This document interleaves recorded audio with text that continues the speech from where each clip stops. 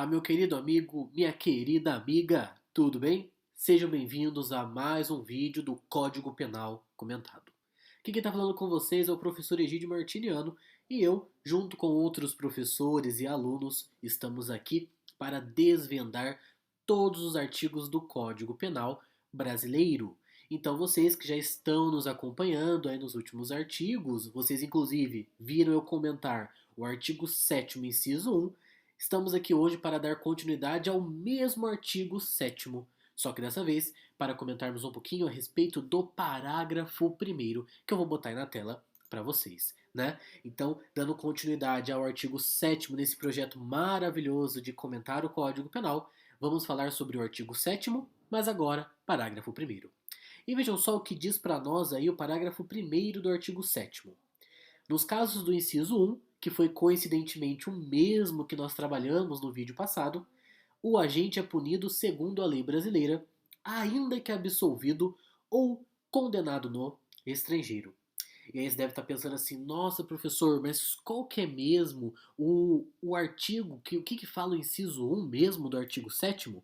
Vejam bem, opa, apareceu errado aqui, boto na tela para que a gente possa acompanhar o que o artigo 7º do Código Penal, inciso 1, traz para nós. Vamos relembrar aquela palavra difícil de falar chamada extraterritorialidade?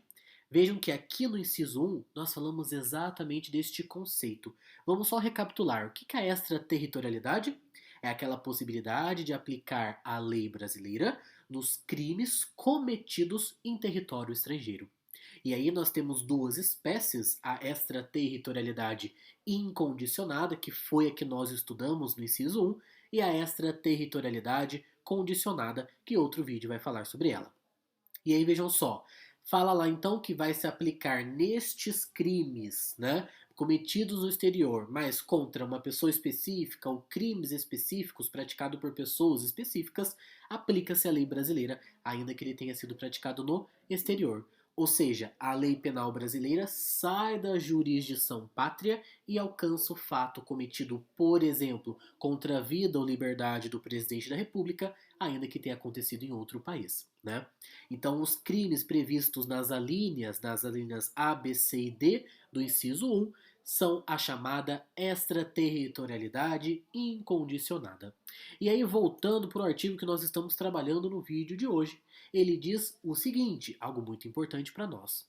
Nestes casos previstos lá no inciso 1, nas 4 alíneas, o agente é punido segundo a lei brasileira, ainda que absolvido ou condenado no estrangeiro. Percebam então, senhores e senhoras, o seguinte: ainda que a pessoa eventualmente tenha sido absolvida lá naquele país que teve o interesse, né, de ver aquela pessoa punida porque praticou uma conduta criminosa, o Brasil ainda assim poderá processar e eventualmente condenar aquela pessoa. Vejam só, a pessoa pode ter sido absolvida ou ainda o agente pode ter sido condenado no estrangeiro. Não importa. O direito brasileiro, o direito penal brasileiro, terá o máximo interesse, melhor dizendo, em condenar aquela pessoa com base nas leis nacionais. Então vejam que, mesmo sendo absolvida ou ainda foi condenado, a pessoa será punida aqui no Brasil.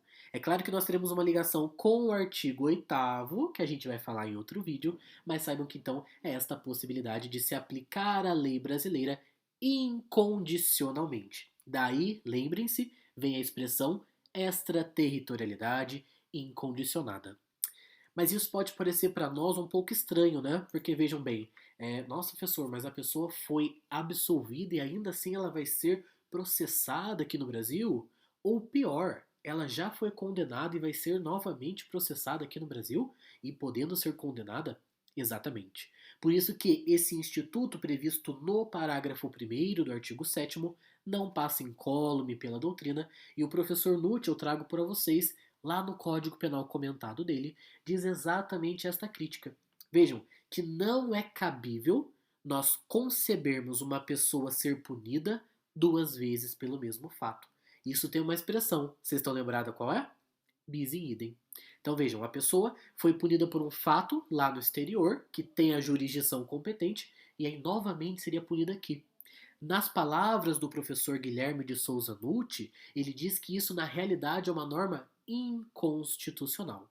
Então vejam que a grande crítica que esse brilhante autor traz é que o parágrafo primeiro, quando aplicado primeiro, completamente desnecessário, ele fala que é até mesmo um pouco bobo, porque, vejam, difícil de ser concebido, né? A gente pensar na pessoa punida lá e aqui muito difícil, né? Geralmente ocorre a extradição, tem outras ferramentas para que a norma brasileira seja aplicada primeiramente.